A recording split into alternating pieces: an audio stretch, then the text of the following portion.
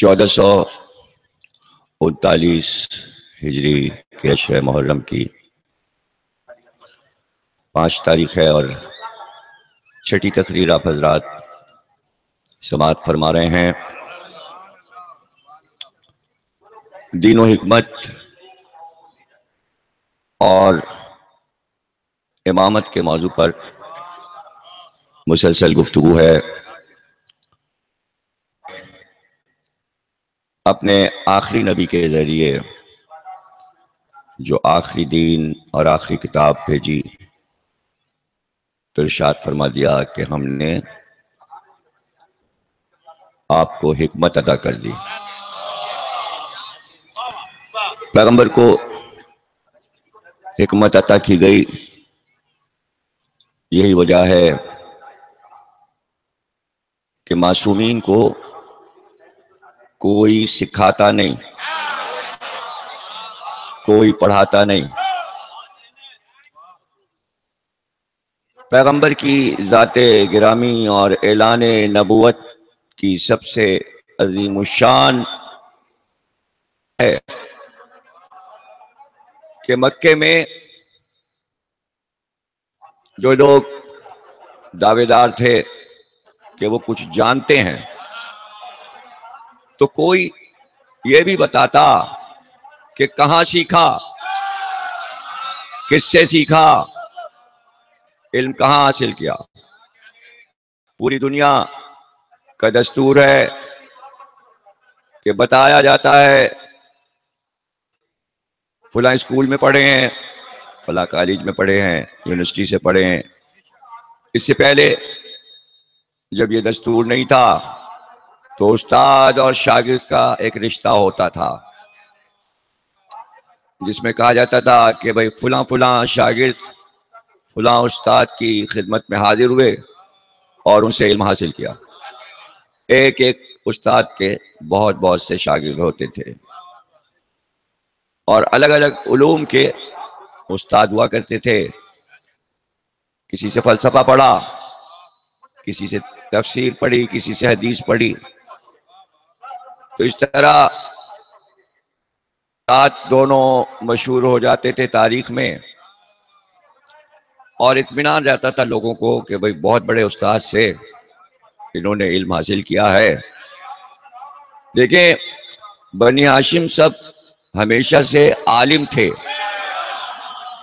لیکن اس کے باوجود کوئی یہ نہیں لکھ سکا کہ یہاں بیٹا باپ کے سامنے زانو ادب کہہ کر تعلیم حاصل کرتا ہے۔ پوری تاریخ دیکھ جائیے کہ حضرت عبد المطلب نے جناب ہاشم سے سیکھا ہو۔ اس لیے یہ سوال نہیں پیدا ہو سکتا کہ جناب ہاشم نے آخری عقد مدینے میں کیا تھا اور مدینے کی خاتون جناب سلمہ سے حضرت عبد المطلب تھے، ان کا نانیال مدینے میں تھا جناب عبد المطلب، اور وہیں پیدا ہوئے مدینے میں اور وہیں پلے بڑھے۔ شادی کے بعد جناب ہاشم فلسطین چلے گئے تھے۔ ظاہر تجارت کے سلسلے میں ہر سال جاتے تھے، لیکن اس سال جب گئے تو واپس نہیں آئے اور وہیں انتقال ہو گیا۔ تو بیٹے نے باپ کو دیکھا ہی نہیں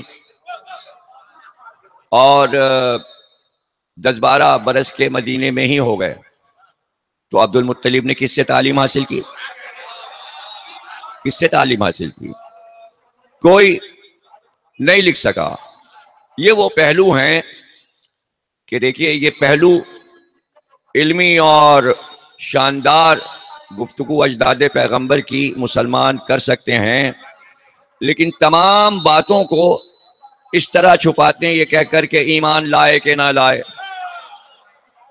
یہ ایک علمی دنیا میں جہل کی دہشت گردی ہے کہ جو اصل موضوع ہے اس پہ بات نہ کرنا اور ذہن کو وہاں سے ہٹا دینا، تاکہ سب کے ذہن اس طرف لگ جائیں کہ بھائی یہ نہیں تھے، ایمان لائے تھے یا نہیں لائے تھے؟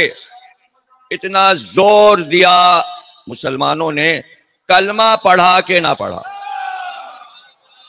اس کو ایک پورا انہوں نے نعرہ بنا لیا، سلوگن بنا لیا کہ کلمہ پڑھنا بہت ضروری ہے۔ اب ظاہر کے پیغمبر کلمہ پڑھانے آئے تھے، مسلمانوں کو یہی نظر آیا کہ کافر سے مسلمان اس وقت بنتا ہے کہ جب وہ کلمہ پڑھ لے، اور چونکہ مسلمانوں کے اجداد نے کلمہ پڑھا، تاریخ میں آیا کہ فلاں فلاں دن اور تاریخ، اور دن اور تاریخ تو کیا لکھتے، بس یہ لکھ دیا کہ کون کس کے بعد آیا اور کس کا کیا نمبر تھا، نمبر لگا لگا کے سب کی پیٹھ پہ نمبر چپکا دیے، یہ پہلے نمبر پہ کلمہ پڑھ کے آ گئے، پھر یہ دوسرے نمبر پہ آ گئے، پھر یہ پوری ٹیم تیار ہو رہی ہے نمبروں کے ساتھ۔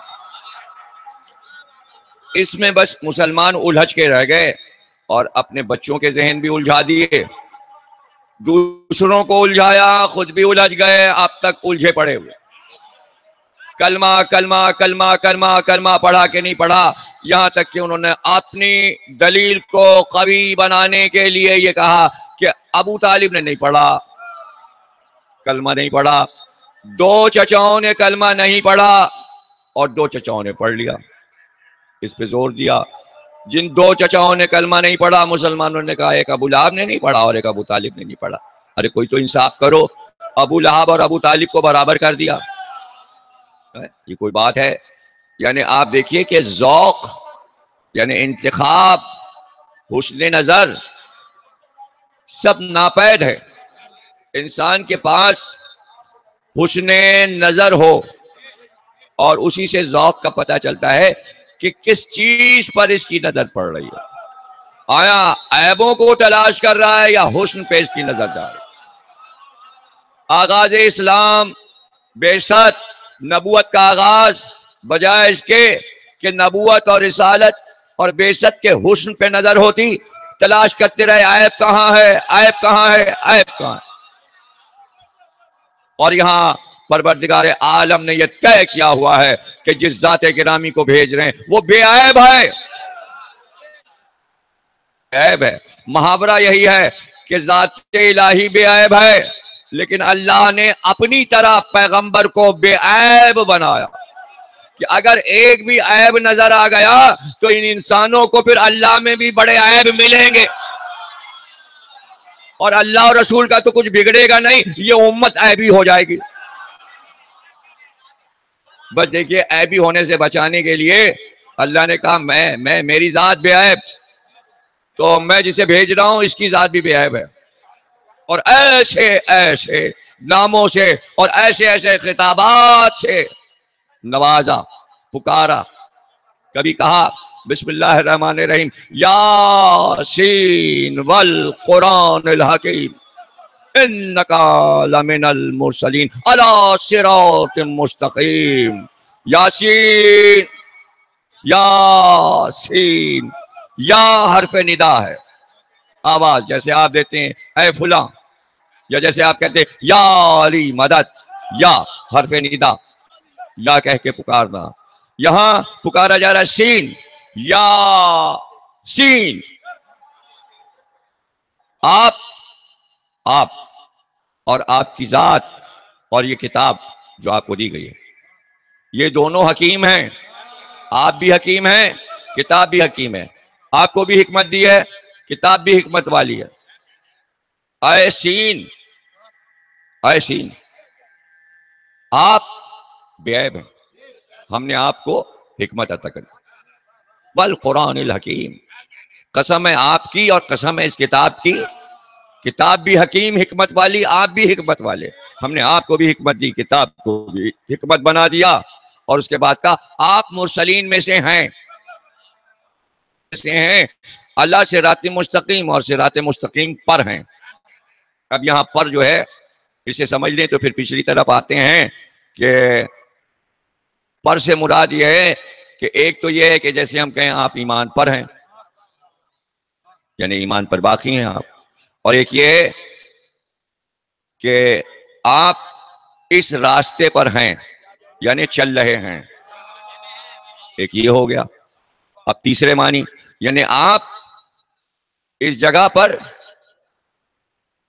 پر آپ متمکن ہیں، آپ کا تخت رکھا ہوا ہے. تو اب یہاں اعلیٰ صراط مستقیم کا مطلب یہ ہوگا کہ صراط مستقیم پر چل نہیں رہے، صراط مستقیم پر ہیں نہیں، صراط مستقیم کے آپ مالک ہیں، بادشاہ ہیں. آپ کو مقرر کر دیا گیا ہے کہ آپ صراط مستقیم پر مسلسل حکومت کریں، حاکم ہیں آپ. یہ ہے یہاں پر اللہ صراط مستقیم کا مطلب. سین، اب سین کے لیے ظاہر شیعہ سنی مفسرین نے کہ یاسین، تو یہ سین کہہ کر جو پکارا، تو سین سے کیا مراد ہے؟ سین سے مراد، سین کہتے ہیں انسان کو، سین کہتے ہیں. تو یہ کیوں نہ کہا اے انسان؟ لیکن انسان کو تو کہتے ہیں سین، لیکن سین کہتے ہیں انسانوں کے سردار کو. محی الدین عربی نے یہ کہا اہل سنت کے عالم نے کہ یہاں سین سے مراد پیغمبر ہیں اور ان سے کہا جا رہا ہے اے انسان. لیکن جب امام جعفر صادق صلوات اللہ السلام علیہ سے پوچھا گیا کہ یہاں سین سے کیا مراد ہے، تو آپ نے فرمایا یہاں اللہ کہہ رہا ہے اے سید و سردار. سین کے معنی ہے اے سید و سردار.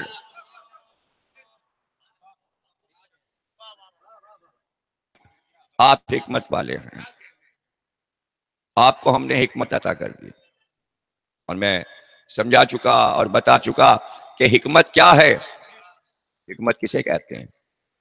ابھی قرآن میں اللہ کہتا ہے کہ ہم نے بلقیس کو حکمت عطا کی تھی، جناب بلقیس کو ہم نے حکمت عطا کی تھی.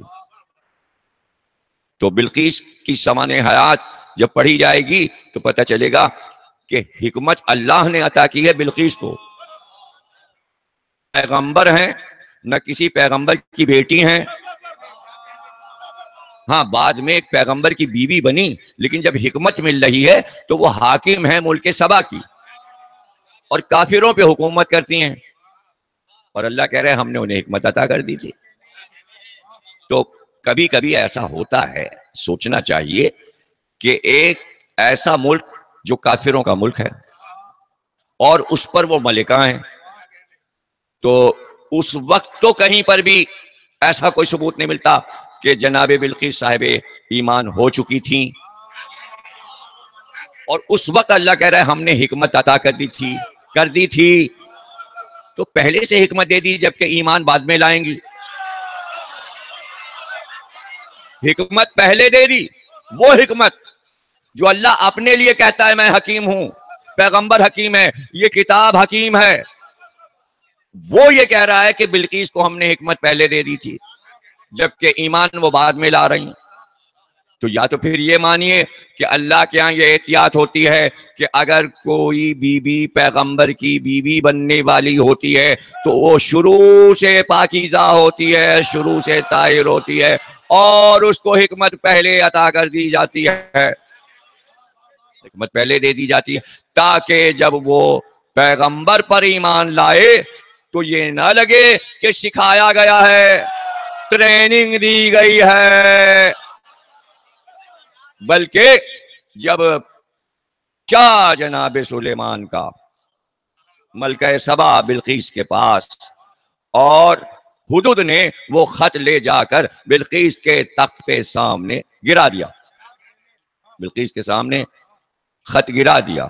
بلقیس نے وہ خط پڑھا اور اپنے تمام درباریوں سے کہا یہ پیغمبر ہے جس نے خط بھیجا ہے، یہ کہہ رہا ہے میں پیغمبر ہوں، اور یہ کہہ رہا ہے اگر تم لوگ ایمان نہ لائے، خصوصاً پیغمبر نے یہ کہلوایا ہے مجھ سے کہ اے سبا کی ملکہ تو ایمان نہ لائی تو ہم تیرے ملک کو غارت کر دیں گے، چڑھائی کر دیں گے، نیست و نابود کر دیں گے، برباد کر دیں گے. تو اب کیا خیال ہے، تم سب کا کیا خیال ہے؟ تو سب نے کہا نہیں ایسا دعویٰ کیا ہے، آپ کہاں، آپ اتنی بڑی ملکہ ہیں، کوئی ضروری نہیں ہے کہ وہ سچا پیغمبر ہو. دیکھیے اب پتہ چلے گا اللہ کہہ رہا ہے میں نے بلقیس کو حکمت عطا کی. یعنی سارے درباری وزیر بڑے دانا اور سمجھدار اور عقل مند ہیں، لیکن وہاں تک نہیں پہنچ پائے. بلقیس نے کہا نہیں، سچ اور جھوٹ کا فیصلہ تم نہیں کر سکتے، کیوں نہ ہم اسے آزما لیں.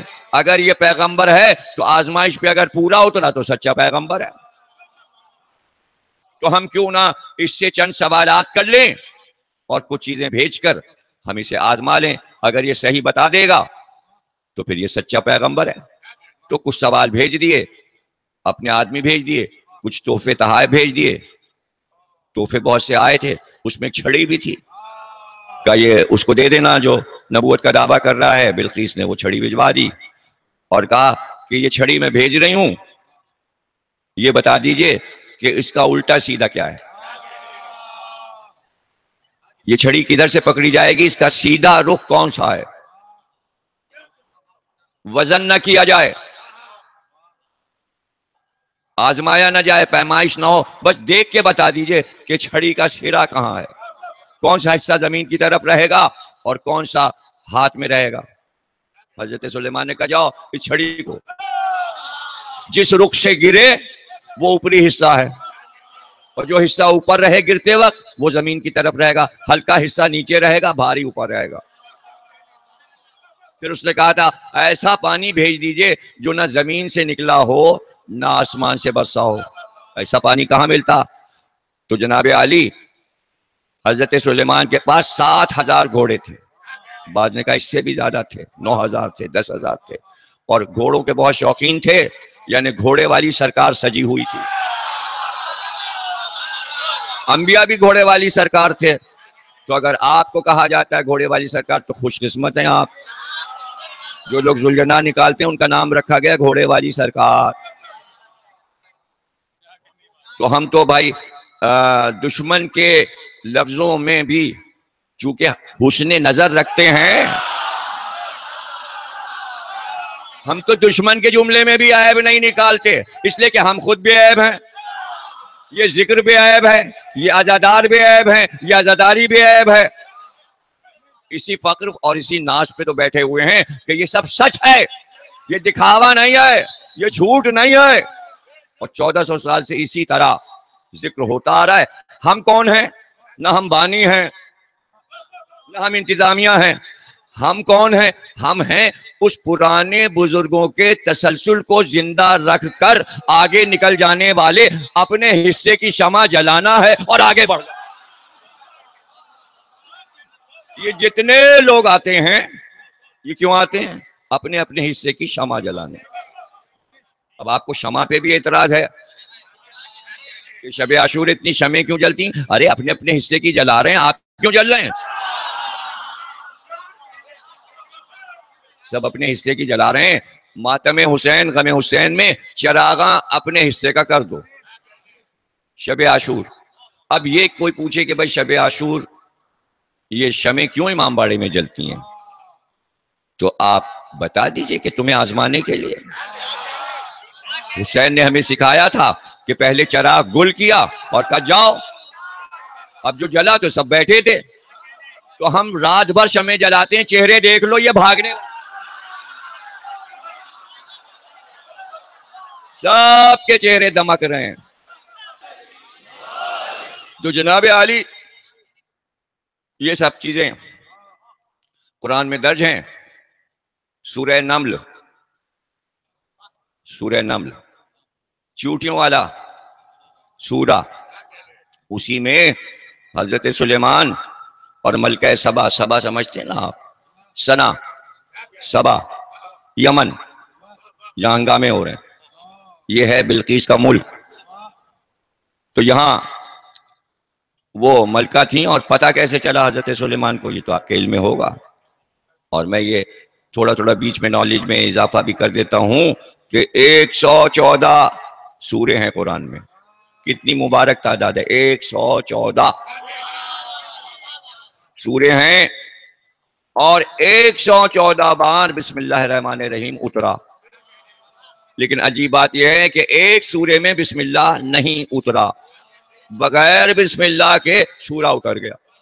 وہ ہے 9واں سورہ، سورہ توبہ، جسے کہتے سورہ براءت. براءت سمجھتے ہیں نا، تبرہ، بیزاری، نفرت. چونکہ یہ سورہ تبرہ سے شروع ہوتا ہے اس لیے سورہ کا نام ہے سورہ تبرہ.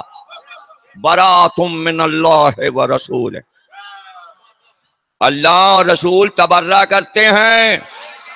यानी सूरह यहां से शुरू हो रहा है, अल्लाह और रसूल तबर्रा करते हैं, बरात करते हैं, दूरी करते हैं। खुद लफ्ज तबर्रा भी कुरान में 5 जगह आया है। हजरत इब्राहिम के किस्से में भी 2 जगह आया, यानी बरात लफ्ज भी है और तबर्रा लफ्ज भी कुरान में। यानी ये अकीदे का एक हिस्सा है, बेजारी और नफरत। देखिए, हम तो अकीदा रख कर बेजारी करते हैं, मुसलमान अकीदा नहीं रखते फिर भी बेजार हैं। अबू तालिब से बेजार, अब्दुल मुत्तलिब से बेजार, ऐब निकालना, दूरी इख्तियार करना, अजदाद पैगंबर से दूरी। हम तो ऐलान करके लोगों से दूरी इख्तियार किए हुए हैं।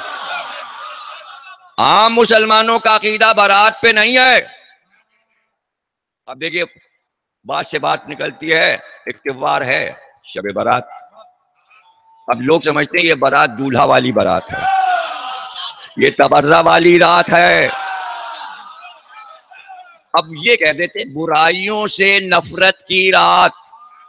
अब उस रात भी बुराइयों से नफरत ना हो कि जो दुनिया को अच्छाई और बुराई में फर्क बताने के लिए आने वाला है वो आया है ना। इसलिए उस रात का नाम है शबे बरात। तो ये सूरा कौन सा है? सूरह बरात। अल्लाह और रसूल तबर्रा करते किस पे? काफिरों और मुशरिकों पर। काफिरों और मुशरिकों पर हम बेजार हैं। अल्लाह कह रहे हैं हम काफिरों और मुशरिकों से बेजार हैं और आज के बाद कोई काबे में ना आए।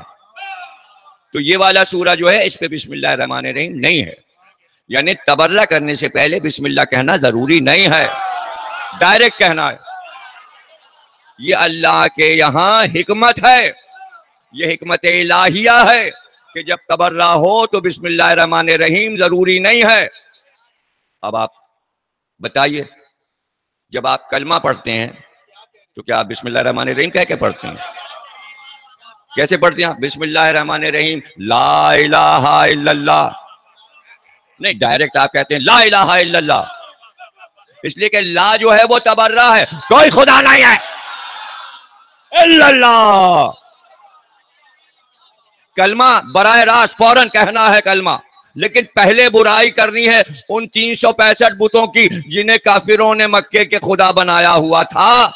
जब तबर्रा हो जाए उसके बाद फिर उस अल्लाह की मोहब्बत का इकरार करो। ये अल्लाह ने दस्तूर और हिकमत इसलिए रखी ताकि जितनी नजासत दिल में हो, अगर किसी और काफिर और मुशरिक की मोहब्बत, पहले दिल को साफ कर लो फिर कहो हम अल्लाह से मोहब्बत करते हैं। इसलिए अल्लाह नजासतों से पहले इंसान को दूर करता है, फिर कहता है आप कहो इल्लल्लाह, हम ही अल्लाह हैं तुम्हारे। इसीलिए कहता है कुल्ला असलकुम अलैहि अजरन इल्लल मवद्दता फिल कुर्बा, हम तुमसे कुछ नहीं मांगते, यानी अगर दिल के अंदर कोई और है तो पहले उसको निकाल दो। इल्लल मवद्दता फिल कुर्बा, ये ला जो है ये नहीं है, इनकार है। ला फता इल्ला अली, कोई फाते नहीं है। अगर किसी और को फाते मानते हो अली के अलावा तो पहले उससे बेजारी कर लो। ला फता इल्ला अली, ला सैफ कोई सैफुल्लाह नहीं, ला सैफ इल्ला जुल्फिकार, कोई तलवार नहीं है सिवा जुल्फिकार के। पहले ला फिर इल्ला, पहले तबर्रा फिर तबल्ला, इसलिए कि सफाई पहले जरूरी। पहले सफाई होगी उसके बाद इकरार होगा। हाबील को काबील ने कत्ल कर दिया, लाशे हाबील पे हजरत आदम आए। जब आए तो मोहब्बत का तकाजा था कि बेटे की लाश को देखकर रोने लगते, लेकिन पहले मुड़कर काबील की तरफ देखा और कहा जा अब कयामत तक तुझ पर लानत होगी, तू दुनिया का पहला कातिल है। उसके बाद बेटे की लाश पे बैठे और रोने लगे और पूरा मरसिया हाबील के लिए कहा। तो सुन्नत आदम यह है कि जो आदमी होगा वो पहले कातिल पे लानत करेगा। پھر مقتول کا ماتم کرے گا۔ تو یہ سورہ برات جو ہے نواں سورہ توبہ بھی اسے کہتے ہیں اور سورہ برات بھی کہتے ہیں۔ اس میں بسم اللہ الرحمن الرحیم نہیں ہے۔ امام سے پوچھا گیا کہ بسم اللہ الرحمن الرحیم اس کے ساتھ کیوں نہیں اترا، تو آپ نے ارشاد فرمایا کہ بسم اللہ الرحمن الرحیم جو ہے وہ کلمہ رحم ہے، اور اس سورے میں اللہ جلال میں ہے، اور یہ سورہ عذاب والا سورہ ہے۔ تو جہاں عذاب کا اعلان ہو پہلے وہ رحمان رحیم کا اعلان نہیں کرے گا کہ اس وقت ہم رحمان و رحیم نہیں ہیں، اس وقت ہم جلال میں ہیں، اس وقت ہم جلال میں ہیں، اور ہم عتاب کرنے والے ہیں، ہم قہار ہیں، ہم قہر ڈھانے والے ہیں۔ اس لیے اس میں بسم اللہ الرحمن الرحیم نے 114 سورے تھے، ایک بسم اللہ کم ہو گئی، یہ تو بڑا غضب ہو گیا، یہ تو 113 بسم اللہ رہ گئیں۔ سورے 114، ایک میں بسم اللہ نہیں، 113 بسم اللہ رہ گئیں۔ تو اللہ نے کہا نہیں، تعداد بسم اللہ بھی 114 رہے گی۔ تو سورہ نمل میں اللہ نے 2 بار بسم اللہ اتاری، اب 114 ہو گئیں۔ سورہ نمل شروع ہوا بسم اللہ الرحمن الرحیم سے، اب بیچ میں ذکر آیا کہ حضرت سلیمان نے بلقیس کو جب خط لکھا تو خط یوں لکھا بسم اللہ الرحمن الرحیم، یہ خط ہے سلیمان نبی کا ملکہ سبا بلقیس کی طرف۔ بلقیس نے کہا ہم اسے آزمائیں گے، اگر یہ پیغمبر ہے تو سارا مسئلہ سلیمان نے ان کا حل کر دیا۔ ایسا پانی تو وہ جو 7,000 یا 9,000 یا 70,000 جتنے بھی گھوڑے تھے، حضرت سلیمان نے کہا سب کو استبل سے نکالو اور تیز دوڑاؤ۔ گھوڑوں کو دوڑانا شروع کیا، جب گھوڑے واپس آئے کہا جو ان کا پسینہ ٹپکتا جا رہا ہے شیشے میں جمع کرتے جاؤ۔ ایک برتن میں وہ پسینہ گھوڑوں کا جمع ہوا اور وہ بھر کے دانشور جو آئے تھے یمن سے ان کو دیا، کہا بلقیس سے کہنا یہ پانی نہ آسمان سے برسا ہے نہ زمین سے نکلا ہے۔ ارے گھوڑوں کا پسینہ بھی قرآن میں دلیل بن رہا ہے، تم گھوڑے کی بات کر۔ دیکھیے سب سے زیادہ علم پہ اتنا غصہ نہیں ہے، تابوت پہ اتنا غصہ نہیں ہے، آپ کو شدت کا پتہ نہیں، گھوڑے سے بڑا غصہ ہے۔ اس لیے غصہ ہے کہ وہ جاندار ہے۔ علم تابوت تو لکڑی سے بنا ہوا ہے نا، گھوڑے سے اس لیے دشمنی ہے کہ گھوڑا جاندار ہے، چونکہ جاندار ہے اس لیے جانور ہے، جانور ہے۔ تو یہ کیسا جانور ہے کہ یہ شیعہ اس کو لاتے ہیں، وہ جانور پن دکھاتا ہی نہیں۔ ارے کسی ٹریننگ کی ضرورت نہیں ہے اس جانور کو، اس لیے کہ اس کو پتا ہے میں کس کی سواری کی شبیہ بنایا گیا۔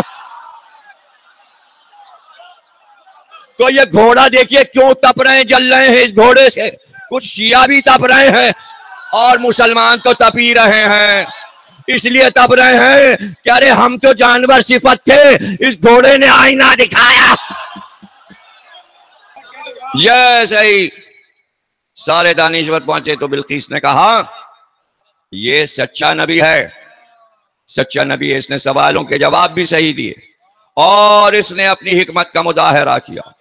یہ ہے بلقیس کی حکمت کہ اگر عورت بن کر ضد پہ اڑ جاتی میدان میں، نہ ہم نبی کے مقابل میدان میں نہیں آئیں گے، سپاہی بھی تھے، فوج بھی ہے، لشکر بھی ہے، بلقیس کے پاس تلواریں بھی ہیں، پورا ملک تھا۔ سلیمان نے کہا تھا ہم تمہارا ملک برباد کر دیں گے، تو بلقیس بھی کہتی ہیں آؤ ہمارے پاس بھی تلواریں ہیں، ہمارے پاس بھی سپاہی ہیں۔ لیکن بلقیس نے کہا عورتوں کا کام لڑنا نہیں ہے میدان، نہیں ہم نبی سے جنگ نہیں کریں گے۔ یہ ہے حکمت، یہ ہے حکمت بلقیس کی کہ مرد سے مقابلہ عورت کو نہیں کرنا چاہیے۔ اللہ کہہ رہا ہے یہ حکمت ہم نے دے دی، پروردگار اور عورتوں کو بھی کچھ حکمت دے دیتا۔ ہاں چلو ہم اس نبی کی جانب چلتے ہیں۔ حدود وہاں سے اڑا اور اس نے آ کے حضرت سلیمان کو بتایا، اس زمانے کا پیغامبر یہی حدود تھا۔ اس کو تاج اسی لیے عطا ہوا کہ اس نے سلیمان کے پیغاموں کو جلدی جلدی ادھر سے ادھر پہنچایا اور قرآن کا حصہ بن گیا۔ حدود جو ہے اس کا جو اصلی نام ہے حدود، یہ عربی ہے، تو وہ اپنے ہی نام سے مشہور ہوا، ورنہ بعض پرندوں کے نام بر صغیر میں کچھ اور ہیں، ایران میں کچھ اور، عرب میں کچھ اور، ہندوستان میں کچھ اور، لیکن یہ حدودی ہے، تاج والا۔ اور اس کو بھی حکمت عطا ہوئی ہے۔ حکمت پتہ ہے حدود کو کیا ہے؟ اڑ رہا ہے اوپر آسمان پہ، اڑ رہا ہے، اس کو یہ پتا ہے زمین میں کہاں اندر چشمہ ہے، اڑتے میں دیکھ لیتا ہے۔ اور اللہ نے چھوٹے سے پرندے کو یہ حکمت دی ہے کہ زیر زمین چشمہ تلاش کر لیتا ہے، جہاں آ کے چونچ کو زمین پہ مارے وہیں کھدائی ہوتی ہے، چشمہ نکل آتا ہے۔ تو ایک پرندہ تو جانتا ہے کہ یہاں پاکیزہ پانی ہے، اور اجداد پیغمبر کو یہ نہیں معلوم تھا کہ نبی ہمارے گھر میں آ رہا ہے اور ان کو کچھ نظر نہیں آ رہا۔ یہ کیسی باتیں تاریخ میں لکھی جاتی ہیں؟ عقل والی بات لکھنا چاہیے تاکہ بچوں کے ذہن تیز ہوں۔ دیکھیے اگر اس طرح کی باتیں دہرائی جاتی رہیں تو ذہن گٹھل ہو جائیں گے۔ گٹھل سمجھتے ہیں گریں لگ جائیں گی۔ ایک ہوتی ہے گرا، یوں کر کے کیا گرا، گرا، یہ ایک اور گرا، پھر ایک اور گرا، پھر ایک اور گرا، پھر یہ ہے گٹھل۔ اتنی گرے ڈال دو مسلمان بچوں کے ذہنوں میں کہ پھر وہ کھل ہی نہ سکیں۔ محرم کیا ہے، مجلس کیا ہے، اگر کہیں پڑ بھی گئی ہلکی سی گرا تو 10 دن کی مجلسیں وہ گریں کھول کے صفائی کر دیتی۔ اس لیے ہم نے یہ عزاداری رکھی ہوئی ہے کہ بچوں کے ذہنوں کو جلا ہوتی رہے، وہ علم حاصل کرتے رہیں، انہیں گفتگو کے آداب آ جائیں، وہ اہل بیت کو پہچان کر علم و حکمت اور دانائی سے گفتگو کر سکیں۔ اس لیے کہ آل محمد کا ذکر دانائی کے ساتھ ہوتا ہے، بدعقلی کے ساتھ نہیں ہوتا۔ احمقانہ جملے نہیں بولے جاتے بلکہ عقل مندی کا ایک ایک جملے میں مظاہرہ ہونا چاہے۔ زبان کھلے اور بقول مولا علی بس انسان پہچانا جائے۔ ادھر زبان کھلی اور اس نے کہا اچھا آپ شیعہ ہیں، شیعہ بچے ہیں آپ۔ یہ ہے کمال کہ علم میں اتنا علم تو آ جائے کہ بولے تو علم بولے، عمل کرے تو علم پہ عمل کرے اور علم پسند ہو جائے۔ آج پوری دنیا کا مسئلہ یہی ہے کہ کیسے پوری دنیا کو علمی بنا دیا جائے۔ بعض ملکوں نے بڑے بڑے کالج اور اسکول ہزاروں کی تعداد میں کھولے، ہمارے ہاں آئیے پڑھنے کے لیے، آئیے ہمارے ہاں آئیے، اور ہم ویزا دینے کو تیار ہیں، اسٹوڈنٹ کو ہم ویزا دیتے ہیں۔ ارے اس لیے دیتے ہیں کہ ایک ملک نے یہ بیڑا اٹھایا ہوا ہے کہ ہم پوری دنیا کو علم سے آراستہ کر دیں گے۔ ارے اتنی فیسیں لے کے آکسفورڈ اور کیمبرج کی اور اسی کے نام کے ڈھیروں کالج کھول کے ویزا تو آپ دے دیتے ہیں، پیسے کتنے لیتے ہیں؟ ارے ایسی تو یونیورسٹی ہو جس میں ایک پائی بھی فیس نہ لی جائے اور ایسے درس دیا جائے، دنیا کی کسی کلاس میں اتنے دکھا دو۔ اور یہ بھی دعویٰ کرتے ہیں صاحب ہمارے یہاں کو ایجوکیشن ہے، عورت مرد، یہ پرانی باتیں ہو گئیں کہ عورت کو الگ رکھو مرد کو رکھو۔ ارے ہم نے یہ بھی سکھا دیا کہ ایک ہی جگہ بیٹھے ہیں لیکن مرد عورتوں کو نہیں دیکھ پا رہے، عورتیں مرد۔ صلوات پڑھیے گا۔ یہی ہے حکمت کی باتیں، اسی کو حکمت کہتے ہیں۔ ہم نے حکمت سیکھی ہے، ہمیں حکمت سکھائی گئی، ہمارے ائمہ نے بتایا کہ حکمت کا راستہ کیسے اختیار کرنا۔ بلقیس چلیں اور ادھر سلیمان کو حدود نے آ کے بتایا کہ ملکہ سبا چل چکی ہے، دربار میں آواز دی کہ ہم یہ نہیں چاہتے کہ یمن سے یہاں تک راستہ طے کرے وہ خاتون، ہم یہ چاہتے ہیں براہ راست وہ ہمارے پاس آئے، نہ کوئی اس کو دیکھے راستے میں نہ وہ کسی کو دیکھے۔ ارے جب سواری نکلے گی خاتون کی تو لوگ بھی دیکھیں گے، وہ لوگوں کو دیکھے گی۔ تو اب سلیمان کو تو معلوم ہے کہ عقد میں آنا ہے، سلیمان اپنی حکمت سے جانتے ہیں، اللہ نے یہ حکمت دے دی ہے کہ بھائی وہ تمہارے عقد میں آ جائے گی، ایک نبی کی بیوی بنے گی تو اس کی سواری کو بھی کوئی نہ دیکھنے پائے، نبی کی بیوی کی سواری کسی کی نظر میں نہ آئے۔ تو سلیمان نے کہا کون لائے گا یمن سے تخت بلقیس؟ اور وہ حدود پہلے کہہ چکا تھا آپ کا اتنا بڑا تخت ہے اور اتنا شاندار تخت ہے اور 300 ایریے میں پورا آپ کے یہ تخت جو ہے پھیل کے چلتا ہے اور یہ، لیکن ہم وہاں بھی ایک تخت دیکھائیں، عجیب و غریب تخت ہے۔ وہ جو بلقیس کے پاس تخت ہے اس میں جواہرات جڑے ہوئے ہیں، اس میں یاقوت جڑے ہوئے ہیں، اس میں زمرد جڑے ہوئے ہیں اور سونے سے بنا ہوا ہے۔ ایسا تو ہم نے تخت ہی نہیں دیکھا۔ یہ تو کہہ رہا تھا، یہ بھی کہہ دیا ایسی خاتون بھی نہیں دیکھی، اسی لیے تو جلدی سے پھر رشتہ بھی بھجوا دیا اور پھر یہ بھی کہہ دیا، اعلان کر دیا کہ جلدی ان کو لایا جائے، میں بہت بے قرار ہوں ان سے ملنے کے لیے۔ ایسی دانشور کہاں ملے گی خاتون کہ نبی جسے کہے کہ اس حکمت والی بیوی کو جلدی لاؤ، تخت جلدی لاؤ۔ یہ سب قرآن ہے، قصہ انبیاء الگ ہے، یہ قرآن ہے جہاں ملکہ سبا کی گفتگو ہے۔ سورہ سبا بھی ہے قرآن میں، ملکہ سبا کے نام سے بلقیس نام قرآن میں نہیں آیا. اللہ کسی بی بی کا نام قرآن میں نہیں لیتا سوا جناب مریم کے. صرف مریم کا نام لیا اور 16 عورتوں کا ذکر قرآن نے کیا لیکن نام کسی کا نہیں لیا. جناب حوا کا نام نہیں لیا, جناب سارہ کا نام نہیں لیا, جناب رحیمہ کا نام نہیں لیا, جناب ہاجرہ کا نام نہیں لیا, جناب زلیخا کا نام نہیں لیا, جناب بلقیس کا نام نہیں لیا. بس یہ بتایا کہ خاتون عورت, ملک سبا کی خاتون, وہ جو ملک سبا کی ملکہ تھیں. بس یہ کہہ کے اور کہا ہم نے حکمت عطا کر دی تھی. چھوٹی سی آیت بلقیس کے لیے اللہ نے رکھ دی کہ حکمت دے دی تھی ہم نے, اور اس میں ہر عورت کے لیے کس عورت کو کیا دیا, کس عورت کو کیا دیا, ہاجرہ کو کیا دیا, سارہ کو کیا دیا, حوا کو کیا دیا, رحیمہ کو کیا دیا, زلیخا کو کیا دیا. اس میں ایک لفظ یہ بھی کہہ دیا کہ ہم نے بلقیس کو حکمت دی. اب بھرے ہوئے دربار میں ظاہر جنوں انس پہ حکومت تھی, انسانوں کے بھی بادشاہ تھے, جنوں کے بھی بادشاہ تھے, اور بھوت اور پریت جسے کہتے ہیں اس کے بھی بادشاہ تھے. اس کا بھی ذکر آ گیا اس میں. عفریت, جن کے ساتھ سلیمان کے قصے میں لفظ عفریت قرآن میں آیا ہے. عفریت قرآن کا لفظ ہے کہ عفریت جو تھے جنہیں ہم ترجمہ کرتے ہیں بھوت پریت, ان پہ بھی حکمران تھے اور سب جمع تھے. اور سلیمان نے کہا کون لائے گا تخت ملک سبا سے بلقیس کا. تو جن جو تھے وہ بولے سب سے پہلے, وہ بڑی خدمت کرتے تھے حضرت سلیمان کی.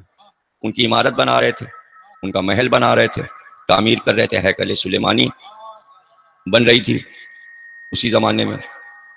تو انہوں نے کہا کہ بھائی ہم لے آئیں گے. حضرت سلیمان نے کہا کتنی دیر میں, تم لوگ کتنی دیر میں لاؤ گے؟ انہوں نے کہا کہ بس آپ کا دربار برخاست ہوگا اس سے کچھ دیر پہلے لے آئیں گے. تو حضرت سلیمان نے کہا اتنی دیر میں, اتنی دیر میں لے کے آؤ گے, یہ تو بہت دیر ہے. تو دیکھیے اللہ کے یہاں حکمت میں دیر, کتنی دیر, دور اور کتنا دور, قریب اور کتنا قریب. اتنا قریب, اتنا قریب, اتنا قریب کہ ہم تمہارے رگے گلو سے بھی زیادہ قریب ہیں. اب اس سے قریب کیا ہوگا؟ اور دور, اتنا دور, اتنا دور. جب قریب, پہلے تو قریب سمجھ لیجئے نا کہ اللہ یہ رگے گلو اس سے بھی زیادہ قریب. اب سب سے زیادہ قریب تو رگے گلو ہے, جہاں جان اٹکی ہوتی ہے یہی جان ہے, رگے گلو ہی تو جان ہے. اللہ کہہ رہا ہے ہم اس سے بھی زیادہ تم سے قریب ہیں. تو کہتا ہے میں لا شریک ہوں, میں کسی کا شریک ہی نہیں ہوتا, اور ہر ایک کے گلے میں تو شریک. یہ یہاں بالکل قریب, بالکل قریب یہاں پر. تو اتنا قریب, تو پھر تیرا دور کیسا ہوگا؟ اے اہل بیت ہم نے آپ سے نجاست کو دور دور, جتنا قریب ہے نا یہ اتنے تصور دور تک لے جائیے. جانے کہاں دور, جانے کہاں دور. اس وقت دور جب چیزوں کا وجود ہی نہیں تھا, تب سے دور. اس لیے کہ ارادے میں ہم نے ارادہ کیا, تو ارادہ تیرا ابھی تھوڑی پیدا ہوا. جب سے تو ہے تب سے تیرا ارادہ ہے. کبھی تو نے طے کر لیا تھا کہ اہل بیت پاک و پاکیزہ اور طاہر و اطہر رہیں گے. تو جب دیکھا وزیر اعظم نے سلیمان کے کہ انہیں ناگوار خاطر ہوا کہ اتنی دیر میں, تو انہوں نے کہا آصف بن برخیہ جو حضرت سلیمان کے سگے چچزاد بھائی تھے اور وزیر اعظم تھے, انہوں نے کہا میں لاؤں گا. تو قرآن یہاں کہتا ہے کہ قال الذی ومن عنده علم من الکتاب, وہ بولا جس کے پاس کتاب کا تھوڑا سا ذرا سا علم تھا, اس نے کہا ہم لائیں گے. سلیمان نے کہا کتنی دیر میں؟ کہا پلک نہیں جھپکے گی کہ تخت آئے گا. تو اب اس کے لیے سارے مفسرین نے کہا کہ پلک نہیں جھپکی تھی کہ تخت بلقیس سلیمان کے سامنے تھا, لیکن ہمارے معصومین نے کہا کہ بس کہا تھا, جس وقت کہہ رہے تھے تخت سامنے تھا. کہہ رہے تھے کہ میں لاؤں گا, پلک جھپکتے میں تو تخت آ چکا تھا.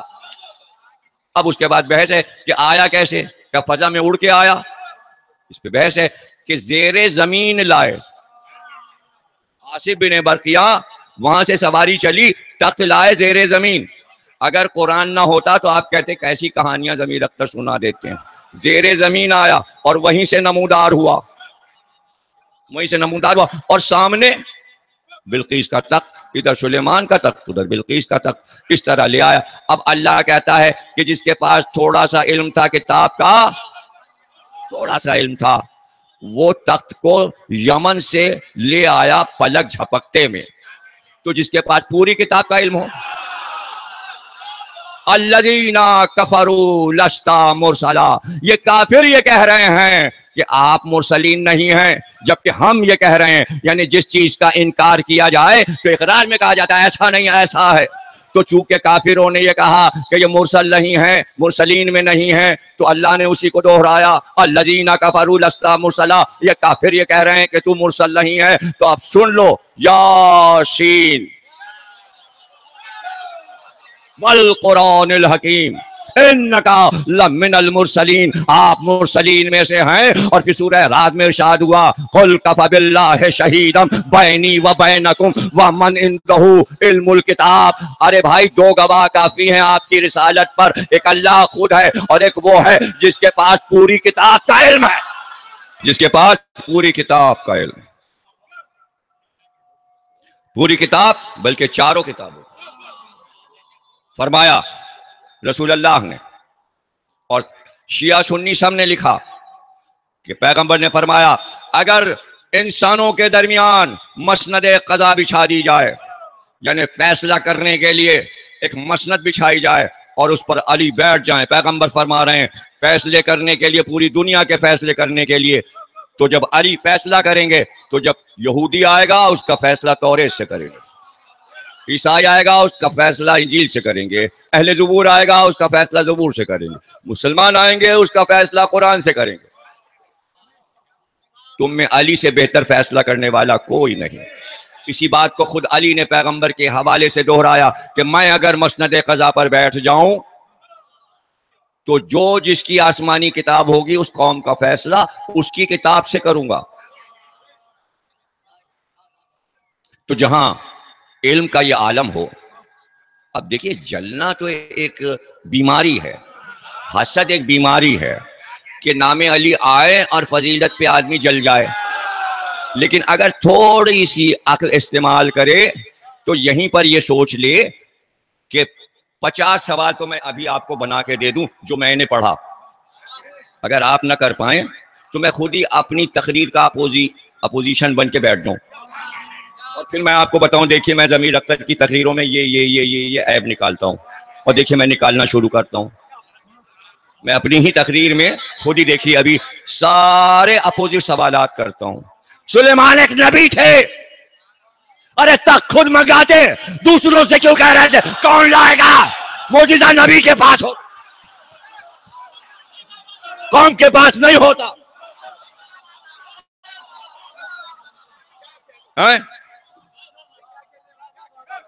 معجزہ نبوت کو عطا ہوتا ہے، سب کو پکار پکار کے کہہ رہے ہیں کون لائے گا تخت، تو پورے مجمع نے یہ کیوں نہیں کہا آپ نبی ہو، معجزہ دکھاتے ہو، آپ خود لے آؤ؟ اور پھر دہرائے چلے جا رہے ہیں سوال۔ جناتوں نے کہا کہ ہم لے آئیں گے اور بہت جلدی لے آئیں گے، تو اس پہ بھی انہیں ناگوار ہوا، نہیں اس سے بھی زیادہ جلدی ہونا چاہیے۔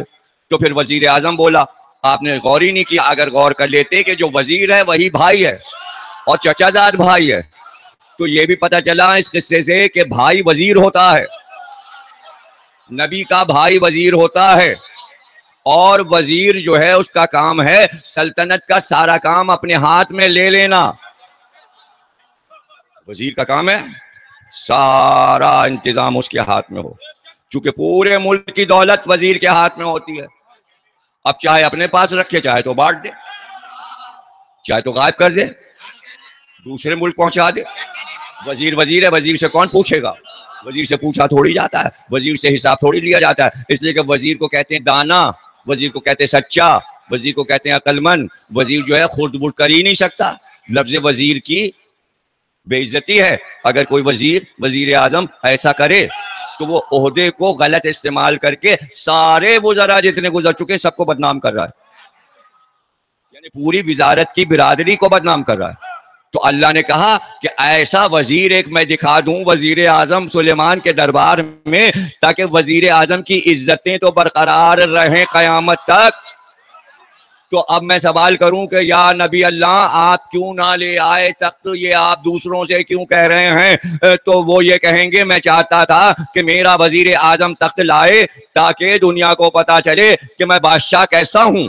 کسی کو نہ پتا چلتا سلیمان کیسے تھے، جب وزیر اعظم کو زیر زمین تخت لاتے دنیا نے دیکھا تو دنیا نے کہا جب وزیر اعظم ایسا ہے تو بادشاہ کیسا؟ بھائی راز یہ ہے کہ علی کے فضائل ایک ایک گھنٹے ہم اس لیے پڑھتے ہیں کہ جب وزیر ایسا ہے تو بادشاہ کیسا؟ دیکھیے یہ فلسفہ ہے، اتنی نبی کی تعریف کرو دنیا کو پتا چلے جب نبی ایسا ہے تو ان کا اللہ کیسا ہوگا، اور اگر تم نبی میں عیب نکالو گے دنیا کہے گی بس اسی طرح کا ان کا اللہ بھی ہے۔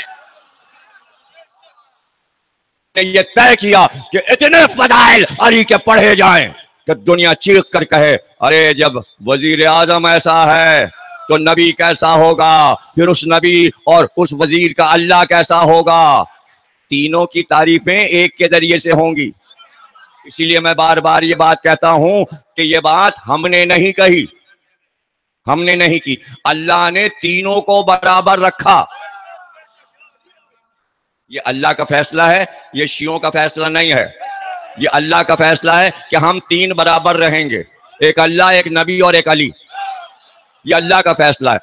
اور پھر اس نے کہا ہم بھی ولی ہیں، محمد بھی ولی ہے، علی بھی ولی، تینوں برابر ہوگا کیا نہیں ہوگا؟ اللہ نے برابر کیا۔ نہیں ابھی بہت سے لوگوں کے دماغ میں اتری نہیں ہے، ارے بھائی میں کہہ رہا ہوں ولی ولی ولی، اللہ ولی، محمد ولی، علی ولی، یا تو یہ کہتا میں اللہ ہوں تو محمد اور وہ علی ہے، نہیں تینوں نام ختم کر دیے، تو اللہ ہے یا ولی بن گیا، ان کا نام محمد ہے ان کو بھی تو نے ولی بنا، اور علی تو ولی ہی ہے۔ پھر بھی نہیں سمجھے اللہ کا نام اللہ ہے، اللہ کا نام اللہ ہے، محمد کا نام محمد ہے، لیکن علی کا نام ولی ہے۔ اب اللہ نے ایک نام پسند کیا علی والا، اور اس نے کہا ہم تینوں ولی بنتے ہیں۔ خدا کے لیے سمجھو یہ سامنے کی باتیں ہیں، یہ قرآن ہے، یہ کوئی قصہ کہانی نہیں ہے۔ ایک نام اللہ نے پسند کیا تاکہ تینوں ایک نام سے پکارے جائیں، یہ ہے اسلام۔ تین حاکم ہیں اور تینوں ایک نام سے پکارے جائیں۔ اللہ کہتا ہے میں ولی ہوں، میں ولی، میرا رسول ولی اور علی ولی۔ یہ کلمہ ہے، کلمہ کیا ہے؟ لا الہ الا اللہ محمد رسول اللہ علی ولی اللہ۔ بھائی اب اگر اب بھی آپ نے غور نہیں کیا تقریر کے فضائل کے آخری جملوں میں تو اب آپ کیا غور کریں گے اور آگے کیا بات ہوگی؟ آج تو چھٹی تقریر ہے، اور اب باہر آ جانے کے بعد امتحان بڑھ گیا، آپ کا بھی اور ہمارا بھی۔ وہاں پسینہ تو آتا تھا، گرمی تو لگتی تھی، لیکن ہمارے کانوں میں آوازیں تو آتی تھیں بولنے کی، یہاں نہیں آ رہی، نہ سنائی نہیں دے رہا۔ اب جتنا بھی چیخ لیجئے، مجھے نہیں پتا کتنا چیخ رہے ہیں، لیکن یہاں آواز نہیں آ رہی۔ بس یہاں پہ سمجھ لیجئے بات کو۔ کلمہ کیا ہے؟ کلمہ کہتے ہیں تین ٹکڑوں کو، 1 2 3۔ کلمے کی شرط کیا ہے وہ بھی سن لیجئے۔ کاف لام میم ہے کلمہ، کلمہ کسے کہتے ہیں؟ تین ٹکڑوں کو، 2 کو نہیں، 1 کو نہیں۔ لا الہ کلمہ نہیں ہے، لا الہ الا اللہ محمد رسول اللہ کلمہ نہیں ہے۔ کلمہ جب ہوگا جب تیسرا ٹکڑا آئے گا۔ یہ گرامر ہے، عربی اردو ساری گرامر۔ یہ کلمہ پڑھایا جاتا ہے، کلمہ کیا چیز ہے؟ جنہوں نے گرامر پڑھی ہے ان کو پتا ہوگا کہ کلمہ کیا چیز ہے۔ کلمہ 3 ٹکڑے کا ہوتا ہے، اس لیے اللہ جب کلمہ بنا رہا ہے تو گرامر اس کے یہاں غلط نہیں ہوگی، اس لیے اس نے 3 ٹکڑوں میں رکھا، لا الہ الا اللہ محمد رسول اللہ علی ولی اللہ۔ پھر اس کے بعد تیسری شرط لگائی کلمے کی۔ دوسری شرط یہ ہے کہ 3 کلمے جو ہوں ان میں ایک چیز مشترک ہو، یعنی ایک چیز ایسی ہو جو تینوں جملوں میں موجود ہو۔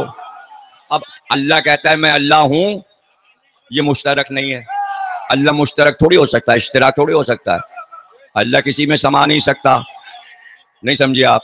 محمد اللہ ہو نہیں سکتے، علی اللہ ہو نہیں سکتے، اللہ اللہ رہے گا، اس لیے اللہ بھی مشترک نہیں۔ اب رہ گیا رسول اللہ، تو رسول اللہ رسول بن نہیں سکتا، علی رسول بن نہیں سکتے، یہ بھی ایک لوتا لفظ رہ گیا۔ رسول ہیں، اللہ ہے، رسول ہے۔ ہاں تیسرا جو شخص ہے وہ ولی ہے، تو اب یہ مشترکہ لفظ ہو گیا، اللہ ولی، رسول ولی، علی ولی۔ اب کلمہ ہوا جا کے اب کلمہ ہوا، ولایت اللہ نے دے دی اپنے نبی کو، اور نبی نے اللہ کے حکم کے مطابق ولایت علی کو دے دی۔ اب ولایت کے مالک علی ہیں، اب بانٹے گا ولایت علی۔ اللہ دے چکا، اللہ ولایت رسول کو دے چکا، رسول علی کو دے چکے، اب علی کہاں سے بٹے گی؟ اب یہ بتائیے جو علی علی کرتا ہے وہی تو ولی بنتا ہے۔ تو بھائی نظام الدین اولیاء ولی بن گئے، اور معین الدین چشتی اور وہ ولی بن گئے، اور شہباز قلندر ولی بن گئے، اور بولی شاہ قلندر ولی بن گئے، اور وہ ولی بن گئے، ارے ہزاروں ولی بن گئے علی علی کر کے۔ لیکن جو گھر کے افراد ہیں پہلے وہ ولی ہوں گے، اس لیے ہم علی اکبر کی زیارت میں پڑھتے ہیں آئے ولی ابن ولی تجھ پہ سلام۔ بہت صاف لکھا ہے زیارت حضرت علی اکبر میں، آئے ولی ابن ولی۔ شیخ صدوق، شیخ مفید، ان سب نے اپنی کتابوں میں لکھا کہ اگر علی اکبر حیات رہتے تو سید الساجدین کے بعد امام ہوتے، اور پھر تاریخ میں دو بھائی امام بنتے۔ تاریخ امامت میں حسن اور حسین کے بعد دو بھائی اور امام ہوتے، سید سجاد اور علی اکبر۔ اور امام حسین کے ایک جملے کی تشریح میں بڑے بڑے عرفاء اور علماء نے لکھا کہ جب امام حسین نے یہ فرمایا، اے عمر سعد، جس طرح تو نے میری نسل کو قطع کیا، اللہ تیری نسل کو قطع کر۔ تو اس جملے کی تشریح میں لکھا ہے علماء اور عرفاء نے کہ نسل تو امام حسین کی سید سجاد سے چلی، یہ علی اکبر کے رخصت پہ یہ کیوں فرمایا کہ تو نے میری نسل کو قطع کیا؟ آیت اللہ طباطبائی نے تاریخ شیعت میں لکھا کہ ایک سید سجاد بچے تھے کربلا میں، تو آج سے 50 برس پہلے انہوں نے یہ لکھا تھا اپنی کتاب میں کہ آج روئے زمین پر 10 کروڑ سید ہیں۔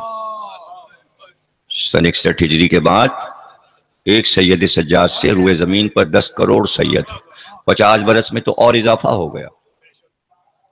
تو وہ کہتے ہیں کہ ایک بیٹے سے 10 کروڑ سید، اور دوسرا بھی اگر زندہ رہتا تو 20 کروڑ سید ہوتے، تو آدھی نسل تو حسین کی قطع ہو گئی۔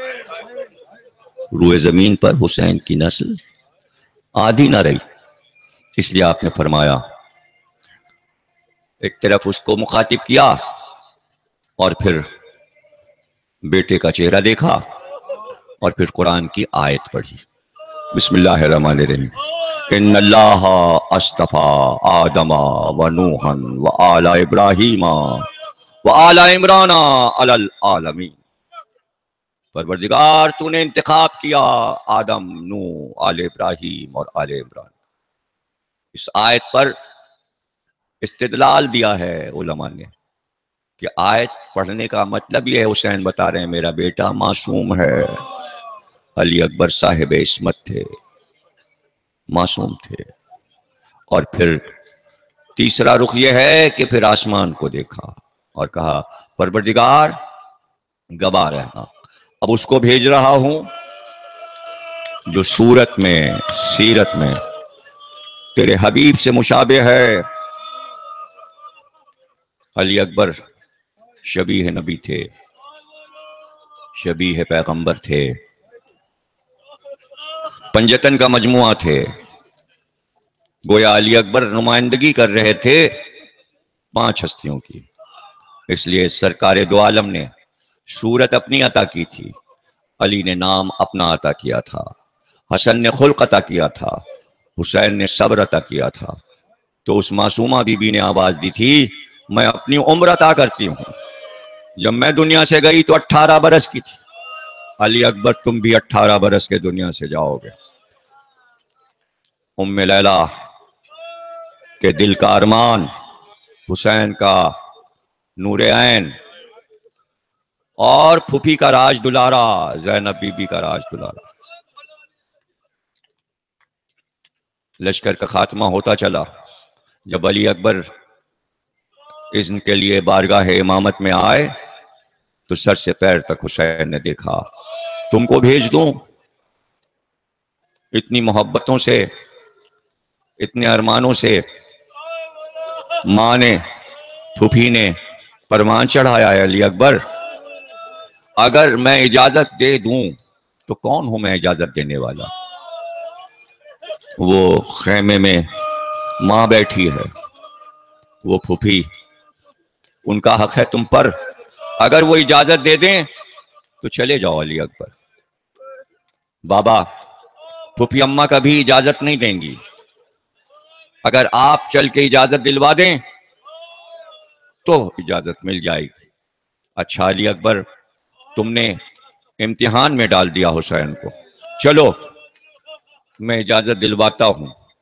زینب بی بی نے دیکھا باپ بیٹے ساتھ آ رہے ہیں تو امام حسین کو مخاطب نہیں کیا بلکہ حضرت علی اکبر کو مخاطب کیا اور کہا علی اکبر، ہم تمہارا ارادہ سمجھ گئے، باپ کو سفارش میں لے کر آئے ہو، ہم سمجھ گئے علی اکبر۔ روئے خزاں میں وہ جو ہنسا ہو بہار میں۔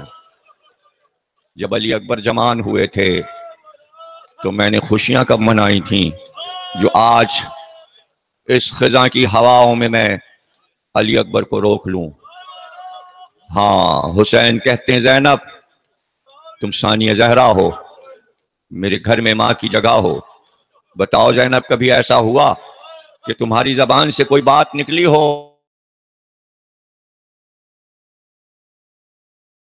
ایسا کبھی نہیں ہوا۔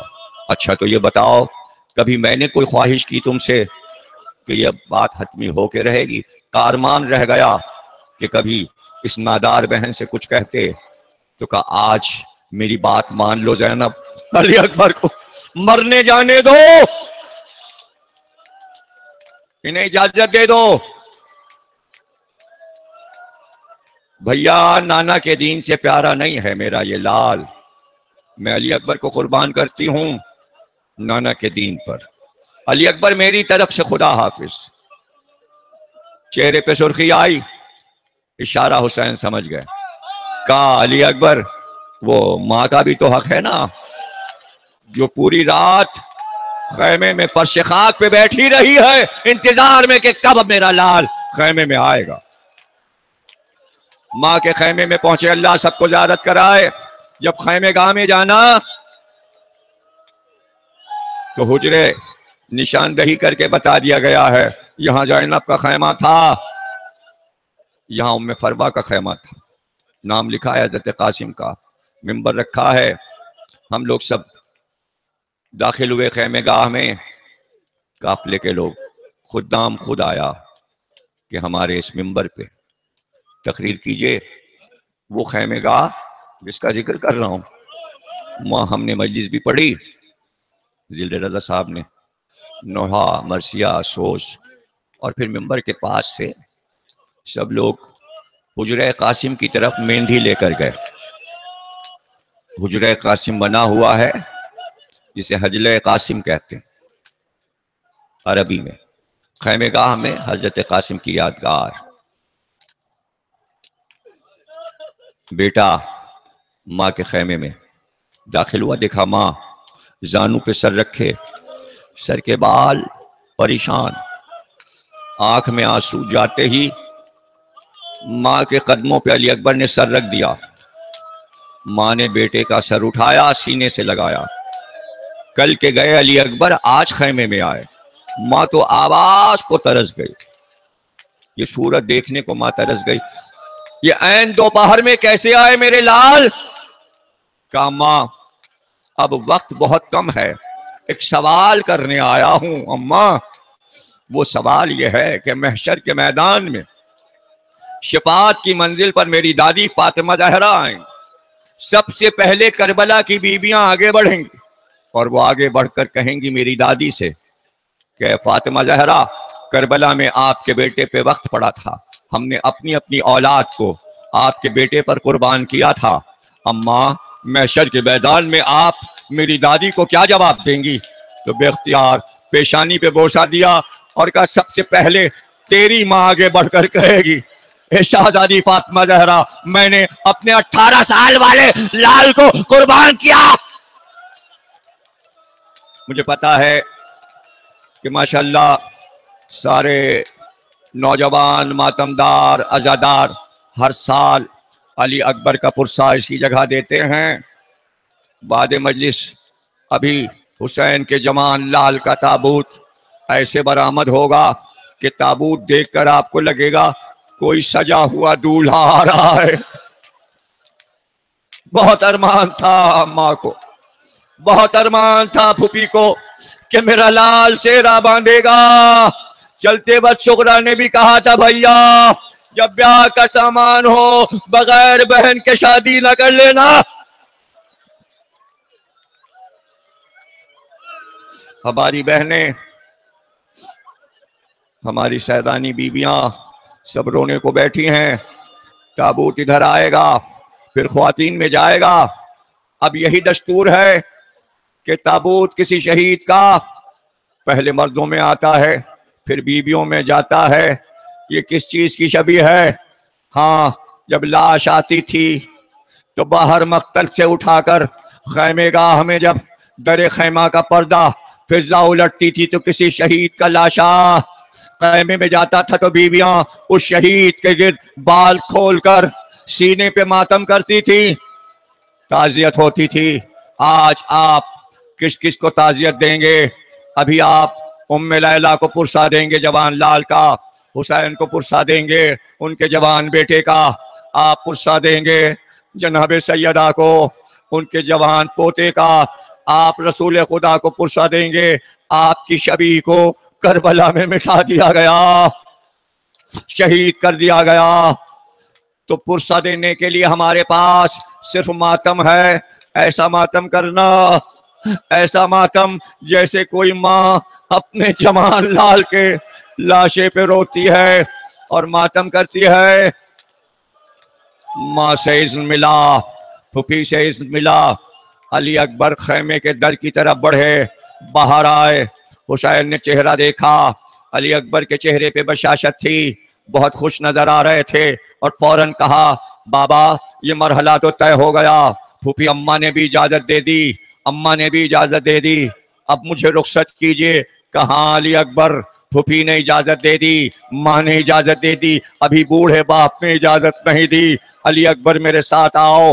علی اکبر کا ہاتھ تھاما، ایک خالی خیمے میں گئے، اپنے ہاتھ سے ایک صندوق کھولا، اس میں سے ایک امامہ نکالا، امامہ نکال کر علی اکبر کے سر پہ رکھا، شملے کو کاندھے پہ لٹکایا۔ کشب معراج جب نانا آسمانوں پر گئے تھے تو یہ امامہ ان کے سر پر تھا۔ جب سے علی اکبر یہ امامہ رکھا ہوا تھا اس ارادے سے جس دن تمہیں دولہا بنائیں گے، جس دن تمہیں دولہا بنائیں گے اس دن یہ امامہ تمہارے سر پہ رکھیں گے۔ علی اکبر آؤ تمہاری کمر باندھ دیں، کمر میں تلوار لگا دیں، آؤ یہ امامہ پہنا کر شملے کاندھوں پہ لٹکا دیں۔ اور اس کے بعد کہا علی اکبر ذرا آگے بڑھو۔ علی اکبر آگے بڑھے، کہا کچھ پیچھے ہٹو، پھر پیچھے ہٹے، کہا بے شک اسی طرح رسول اللہ لگتے تھے اس امامے میں، اس کمر کے پٹکے میں، جب کمر میں تلوار باندھتے تھے تم بالکل شبیہ رسول ہو۔ اے علی اکبر میں نے تم کو دولہا بنا دیا، آؤ ایک بار باپ کے سینے سے لگ جاؤ۔ کیسے حسین نے لپٹا کر بیٹے کو پھر سینے سے جدا کیا ہوگا۔ جزاک اللہ۔ آپ گریہ کر رہے ہیں، جہاں تک میری نظر جا رہی ہے سب ماتم کر رہے ہیں، سر پہ ہاتھ مار رہے ہیں۔ ہاں اسی طرح تعزیت ہونا چاہیے۔ ایسا ماتم کرو کہ ماتم کرتے ہوئے کھڑے ہو جانا۔ میں زیادہ طویل حال نہیں پڑھ پاتا اس لیے کہ ہمت نہیں پڑتی۔ حسین نے علی اکبر کو عقاب پر بٹھایا، جب رکاب کو تھاما تو علی اکبر رکے اور رک کر کہا بابا رکاب کے پاس سے ہاتھ ہٹائیں، تو علی اکبر پیر رکھے۔ بھلا یہ کیسے ہو سکتا ہے کہ امام کا ہاتھ ہو اور بیٹے کے قدم؟ تو رو کے کہنے لگے علی اکبر ارے یہ قدم تو کبھی حسین کے دوست پہ ہوتے تھے، علی اکبر کتنی بار تمہیں اپنے کاندھے پہ چڑھایا، آج باپ کی تمنا یہی ہے کہ میں رکاب تھاموں اور تم رکاب میں قدم رکھ کر سوار ہو جاؤ۔ میں کہوں گا علی اکبر آپ بہت خوش قسمت ہیں، آپ میرے اشارے کے بغیر تابوت نہیں آئے گا، بیٹھ جاؤ، جب حال میں پڑھ لوں گا گھبراہٹ نہ ہو، پوری تقریر سنو اور غور سے سنو، گریہ جبھی ہوگا جب میرا بیان سن لو گے۔ ایک بار کا علی اکبر اسی گود میں رہتے تھے، اسی کاندھے پر یہ ننھے سے قدم ہوتے تھے، علی اکبر کو سوار کیا۔ میں کہوں گا آپ بہت خوش قسمت ہیں، حسین جیسے امام نے رکاب کو تھاما۔ جب حسین رخصت آخر کو سوار ہو رہے تھے تو رکاب تھامنے والا کوئی نہیں تھا۔ ارے زینب ماتم، بیٹھے بیٹھے ماتم، بیٹھے بیٹھے ماتم، کھڑے مت ہو، گھبراہٹ مت کرو، پریشان مت کرو، بیٹھے رہو۔ ماتم ماتم، سب خواتین ماتم کریں، سینے پہ ہاتھ۔ ماتم، علی اکبر کا جوان، ام لیلہ کا جوان گھوڑے پہ سوار کیا۔ علی اکبر نے گھوڑے کو ایڑ دی، ایک بار پکار کر کہا علی اکبر جب تک میرا تمہارا سامنا رہے مڑ مڑ کر دیکھتے رہنا، مڑ مڑ کر دیکھتے رہنا، چہرہ دکھاتے رہنا۔ لیکن علی اکبر رخصت ہوئے، کچھ دور گھوڑا گیا تھا، پھر کان میں آواز آئی میرے لال، میرے لال۔ اب جو مڑ کے دیکھا بوڑھا باپ کمر کو تھامے گھوڑے کے پیچھے دوڑتا ہوا۔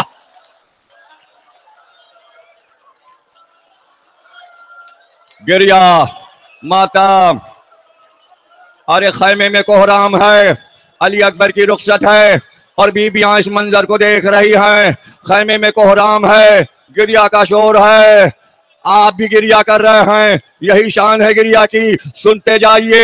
ایک بار علی اکبر نے اپنے گھوڑے کو کعبہ دیا، واپس ہوئے، گھوڑے سے کود پڑے، قریب آئے، اتنا قریب ہوئے، اتنا قریب کہ قد سے قد ملنے لگا۔ بابا بابا جب رخصت کر چکے تو پھر پیچھے کیوں آ رہے ہیں؟ آداب سیکھ لو، یہ سارے آداب عزاداری سکھاتی ہے۔ قربانی میں احکام ذبیحہ میں شریعت میں یہ لکھا ہے کہ جب جانور کو قربانی کے لیے لے کر چلو مینا میں تو تم آگے نہ بڑھ جانا، جو جانور کی رسی ہے وہ بھی آگے ہو، جانور کی رسی سے تم آگے نہ بڑھ جانا، اس لیے کہ تم جس کو ہدیہ دینے جا رہے ہو وہ افضل ہے، تم پیچھے رہو، قربانی آگے ہو۔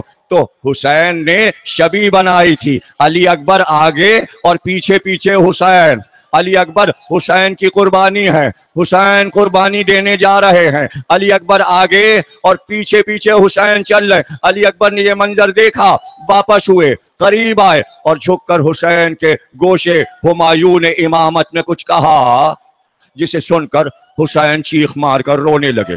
علی اکبر گھوڑے پہ بیٹھے اور چلے گئے۔ یہ پورا منظر حضرت زینب خیمے کے در سے دیکھ رہی تھی۔ علی اکبر تو رخصت ہو گئے، ایک بار آواز دی بھیا یہ جاتے وقت میرے لال۔ علی اکبر نے کیا کہہ دیا، یہ جاتے وقت کیا کہا، جسے سن کر آپ رونے لگے اور چیخ کر رونے لگے کہ زینب تم نہیں سن سکتی ہو، میں بتا نہیں سکتا۔ تو آواز دی بھیا آپ کو میرے حق کی قسم بتائیے چلتے وقت علی اکبر نے کیا کہا کہ زینب زمانے کا دستور ہے جب بوڑھا باپ مر رہا ہوتا ہے تو جوان بیٹے کو قریب بلاتا ہے اور وصیتیں کرتا ہے، اور باپ بوڑھا بیٹے کو سمجھاتا ہے یہ کرنا یہ کرنا۔ کربلا کا دستور بدل گیا، جوان بیٹا بوڑھے باپ کو وصیتیں کر رہا تھا۔ اے زینب چلتے وقت علی اکبر نے مجھ سے یہ کہا جب میں گھوڑے سے گروں تو میرا لاشا نہ اٹھائیے گا، آپ سے میرا لاشا۔ اور پھر آخر میں یہ کہہ رہا تھا کہ میری ماں غیر گھرانے کی ہے، میری ماں کی چادر کا خیال رکھیے گا۔ ماتم ماتم ماتم ماتم ماتم ماتم ماتم ماتم ماتم ماتم، سینے پہ زور سے آواز آئے ڈسٹرب مت کرو۔ اب ماتم ماتم، ہائے علی اکبرم، وائے علی اکبرم، ہائے علی اکبرم، وائے علی اکبرم۔ حسین تناب کو تھام کر کھڑے ہو گئے، علی اکبر کی لڑائی دیکھنے لگے، سب علی اکبر کی جنگ دیکھ رہے تھے، ملائکہ آج سے دیکھ رہے تھے، لیکن ام لیلہ اور زینب حسین کے چہرے کو، بیویاں حسین کے چہرے کو، ایک بار حسین کے چہرے پر تشویش کے آثار آئے۔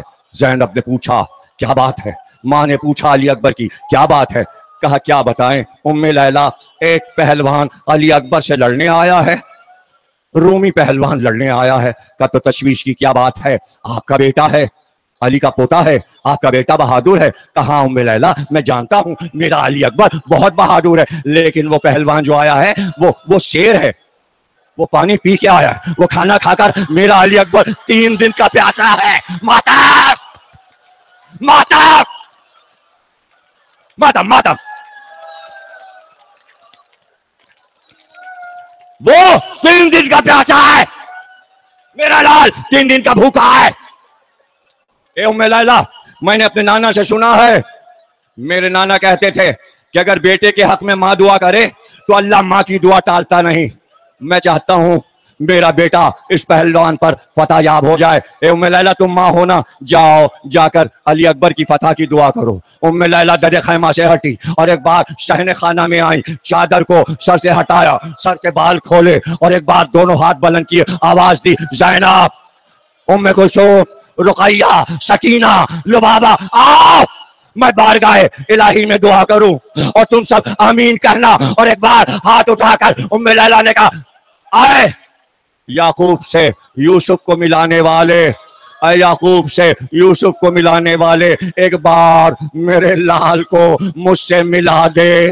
سب نے کہا آمین۔ ادھر علی اکبر اس پر فتح یاب ہوئے، اپنے مقابل کو قتل کیا۔ قتل کرنے کے بعد سناٹا ہو گیا میدان میں، کسی کی ہمت نہیں تھی کہ جو علی اکبر کے قریب آ سکے، بہت شجاعت سے لڑ چکے تھے علی اکبر۔ ایک بار علی اکبر نے اپنے گھوڑے کو موڑا، کعبہ دیا اور واپس خیمے کی طرف آئے۔ حسین آگے بڑھ گئے، علی اکبر گھوڑے سے کودے، قریب آئے، کہا بابا آپ نے میری لڑائی دیکھی، آپ نے میری جنگ دیکھی، کیسا لڑا میں؟ کہا ہاں علی اکبر میں جنگ دیکھ رہا تھا، تم نے تو میرے بابا کی لڑائی، خیبر و خندق کی لڑائی یاد دلا دی۔ ایسا لگ رہا تھا جیسے میدان میں علی لڑ رہے ہوں، اس طرح شجاعت سے لڑ رہے تھے۔ بس اس کے بعد اتنا کہا بابا ایک جام آب کی سبیل، علی اکبر بہت پیاسا ہے، تو رو کے گردن جھکا کر کہا علی اکبر پانی فرات سامنے، دریا سامنے، مگر علی اکبر ہم پانی نہیں پلا سکتے، جاؤ جام کوثر ہاتھ میں لیے جد میرے کھڑے ہیں، جلدی سے رات کریں گے۔ بس یہ سننا تھا کہ علی اکبر واپس گھوڑے پر بیٹھے اور خدا حافظ کہا حسین نے۔ علی اکبر پھر میدان میں آئے اور پھر جنگ شروع کی۔ 83 آدمیوں کو علی اکبر نے پہلے حملے میں قتل کیا۔ میدان میں سناٹا ہی سناٹا تھا۔ ایک بار پسر سعد نے پکارا وہ نیزے والے کہاں ہیں جو سب گھیرا ڈال کر ایک ایک سپاہی کو گراتے ہیں؟ بلاؤ سنانے والوں کو، بلاؤ بھالوں والوں کو بلاؤ اور ان سے کہو دور سے حلقہ بنائیں اور حلقے کو تنگ کرتے ہوئے قریب آتے جائیں اور سنانوں کی انی علی اکبر کی طرف رکھیں۔ سارے سنانوں والوں نے، بھالوں والوں نے اپنے نیزے سیدھے کیے اور دائرہ تنگ کرتے چلے اور ایک بار قریب ہوتے گئے اور ایک بار چاروں طرف سے حسین کے لال پر حملہ کیا۔ ایک نیزہ علی اکبر کے سینے پر پڑا، علی اکبر گھوڑے سے نیچے آ، علی اکبر نے آواز بابا بابا